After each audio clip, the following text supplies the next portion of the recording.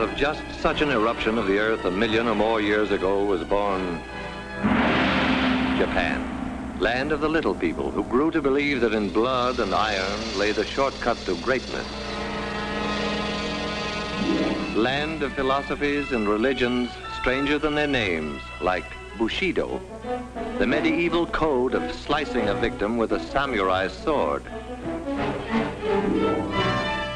Hako Ichiu, which means the four corners of the world under a Japanese roof.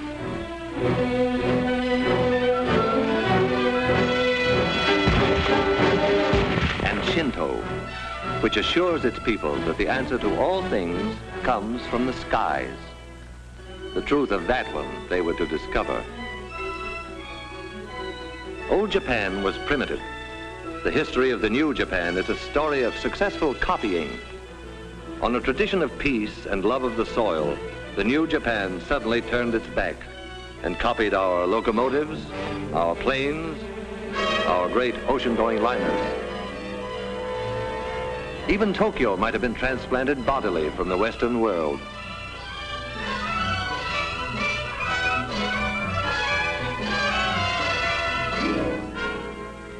Japan's plans for world conquest were financed by the fine thread of an industrious caterpillar, woven into silk and stamped "Made in Japan" for its English-speaking customers.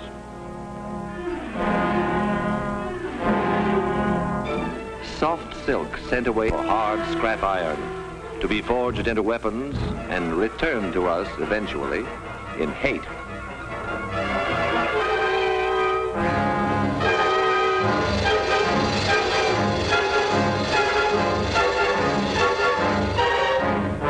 Made in Japan became a sentence of death.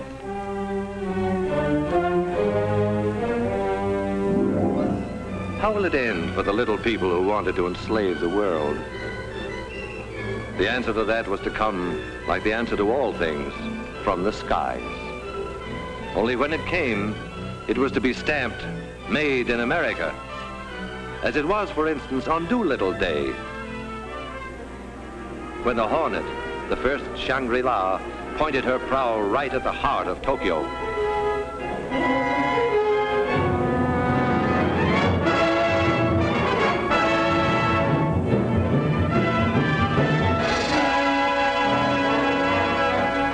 This was the first brief answer to Japan that came from the skies.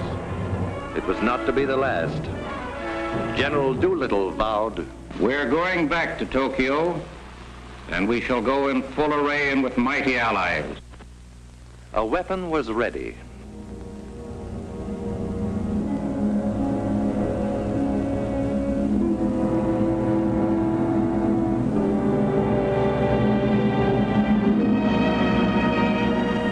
Through these forbidding doors, ceaselessly, day and night, come trains bearing the materials that skill weld, forge, and rivet into an instrument dedicated to the destruction of the enemy. This is only one of many plants that one day appeared where just the day before, it seemed, was pasture lands, or the place where they were building washing machines. When the workers reported for the first time, few of them guessed the exact nature of what they were building. They knew that a giant plane would result, but beyond that it was largely conjecture. But then the day came, inevitably, when the pieces of their jigsaw began to fit together. The day when the mountains of material and the millions of man-hours all combined to confirm the assembly line rumor, the washroom gossip, and their honest-to-God American curiosity. They were building the mightiest aircraft in history. They were building a plane for the Army Air Forces that would reduce the huge fortresses and liberators to medium bombers. They were building the Boeing-designed B-29 Superfortress. And this is how they built it. Enough aluminum is stored here to lay a silver carpet over every street in Tokyo. Aluminum sheet to be brought to life by these machines and the workers who operate them. They give it shape and personality. Their stamping machines, their presses, lathes and drills, coax it and pound it and pierce it into the multiple patterns prescribed in 50 tons of blueprints. It was bauxite a month ago, dead in the ground. Miners dug it out of the Arkansas hills. And then in some distant factory, bauxite came in at one end, an aluminum sheet rolled out the other. One day from now, in the stratosphere above the clouds, it will mirror the sun. In a month, out of the ground and into the sky. These will be the wings to take it there. From the confusion of manpower and equipment within this massive jig will emerge the fabulous 117, a wing of completely new design, which will carry more weight, faster and higher than any other wing. The jigs themselves, the fixtures and the tools were designed so that unskilled workers could be expert with them in a week, whether they were farmers or clerks, cotton pickers or housewives, salesmen or ex-soldiers. The wing is of awesome weight and dimension, yet a girl can lift it with about the same effort that she would need to adjust the flower in her hair. Space and the handling of bulky parts have always been problems in assembly production. The engineers who designed this plant solved both problems at once with a few strokes on their drafting boards. They moved traffic to the ceiling. Thus, they allowed workers more time at machines, and machines more time at work.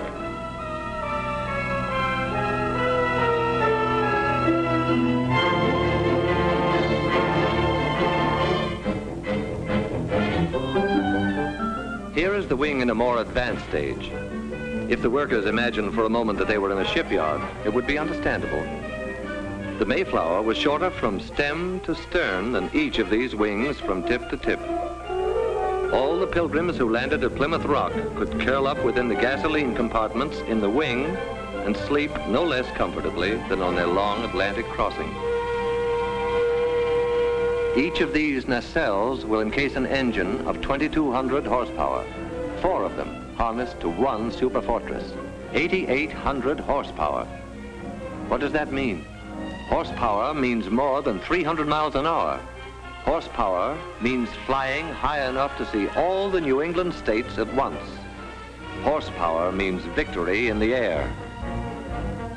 When these skeleton nose sections are enclosed in aluminum and glass, they will be the most comfortable cockpits a bomber ever had. The windows cannot cloud or frost. The pilot's instrument panel is less complex than the dashboard of an automobile. Soundproofing allows talk without the interphone. And because the entire compartment is a pressurized tank, the air remains practically constant from prairie level to the rarefied atmosphere over the Himalayas. Back of the control cabin is the huge center section. Here the wings will be set. Here the bomb bays will hold the greatest weight of death ever lifted into the skies. Toward the tail, another big pressurized chamber will house the rest of the crew, except the rear gunner, who has a cabin to himself. If in some stratospheric emergency, a crew member must travel between front and rear pressurized compartments, he can slither through this connecting tunnel. An armor glass observation blister. Durable, crystal clear, eyes of every Superfortress.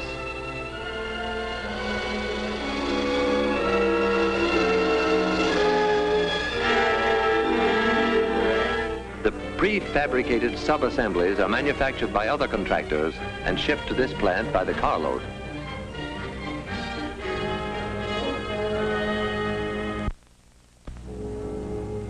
What has been shown here is being duplicated in plants all across the country.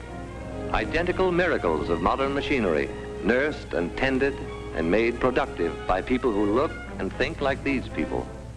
The fair, the dark, people with deft hands and unblinking eyes, the strong with their willing muscles, and those less strong but as willing, the braided schoolgirls, the white-haired grandmothers, the old young, the young old, the little ones and the less little ones, working together in intimate harmony. Their product, death. Their goal, peace. These workers are the lucky ones who see the finished product of their labor roll off the line. Every hour of every day, they are witness to this awe-inspiring ceremony, this tremendous wedding of material and man-hours, this climax in the history of man's conquest of the air.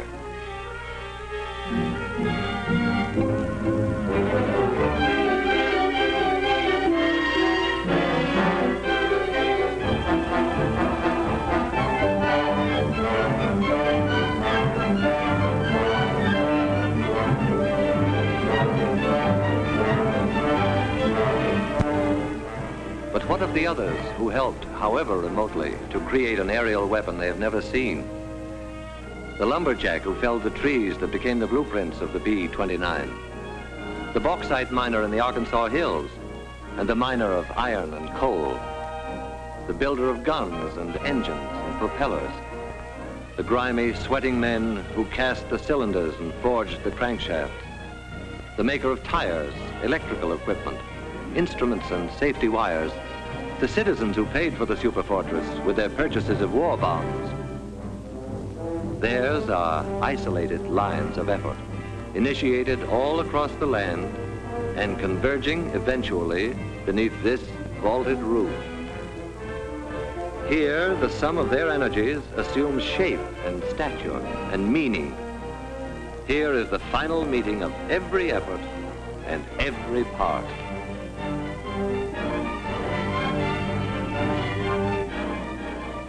A bold insignia will proclaim to the enemy that this is the proud new weapon of the United States Army Air Forces. But it is our plane too, because we the people built it. We conceived it, financed it, gave it wings. We powered it and armed it, and our sons and brothers fly it. The function of the people's Superfortress is to break the race who turned their backs on reason, to spin them around to face the peaceful way of living. It is the people's answer to all the sneak raids, all the death marches, all the stabs in the back.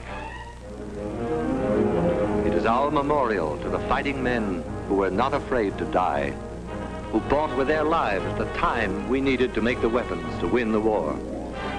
Like this weapon, which 50 hours after its tests will be landing in India or China or some other faraway Shangri-La to regain its breath before the final assault for which the people destined it. Within the plant, work proceeds, but the workers cock their ears for a sound that regularly drowns the clatter of their tools. It is more than a sound. It is a song. This is the song they hear.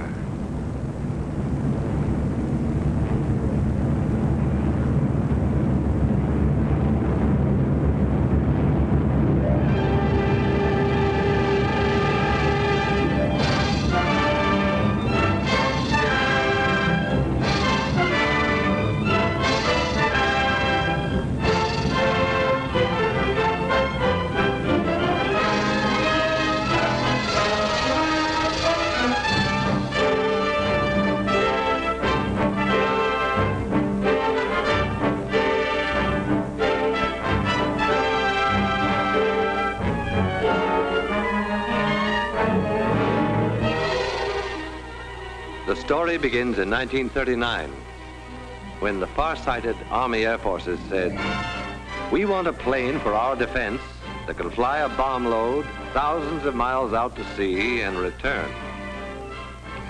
After 6 months' work, there was a tiny model which spent the next 6 months in a wind tunnel. And then there was a full-scale model which was subjected to every punishment man could devise for it. Only after a year of such tests did the Air Forces let contracts for planes that would be built to fight. The B-25 Mitchell is a big, strapping bomber, 67 feet across the wings, but it could reach Japan only if it took off from an aircraft carrier. Much bigger is the famed B-29 Fortress. 104 feet from wingtip to wingtip, it has ranged 1,400 miles over Japan's island conquests. but it cannot reach Japan itself from any base we now hold. The Superfortress, wingspan 141 feet, longer than the Wright's first flight through the air at Kitty Hawk. Range, altitude, and bomb load, secret, though the Air Forces do save them laconically. Very long, very high, and very large. Because it is a global bomber, around it has been built an entire new Air Force, the 20th. The 20th War Theater is the world itself. Its operations room is the war room of the Chiefs of Staff in Washington. Its planes will be treated as a major task force, in the same manner as a naval task force is directed against a specific objective. Watch it come in for a landing. A revolutionary set of flaps that constitutes nearly 1/5 of the wing area gives the ship a low landing speed and a shorter landing run than many a plane half its size. All this great weight of Superfortress is supported by a tricycle gear whose tires require less pressure than a child's bicycle.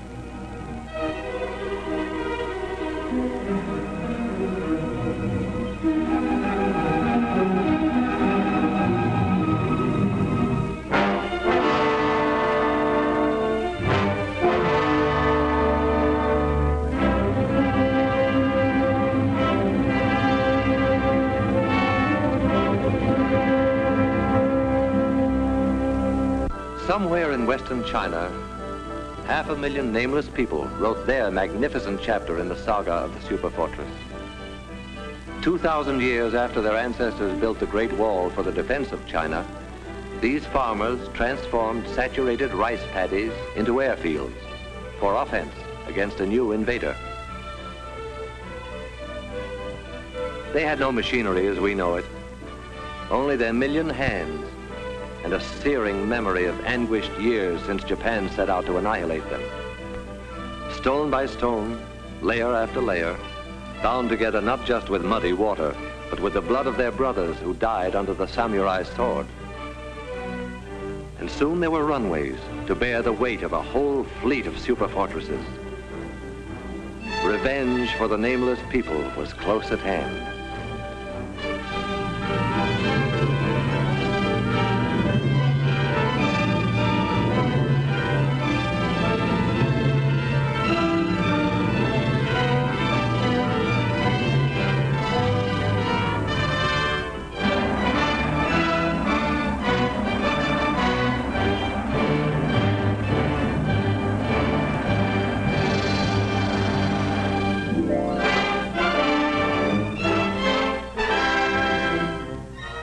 Even in China, land of miracles, the arrival of the Superfortress is an occasion for everyone to turn out in curiosity and in welcome. A welcome now, but journey's end on the other side of the globe is only the beginning of another, grimmer journey. The tanks will have to be filled, the engines given a final check, the guns armed, the bombs set in the racks, and then briefing.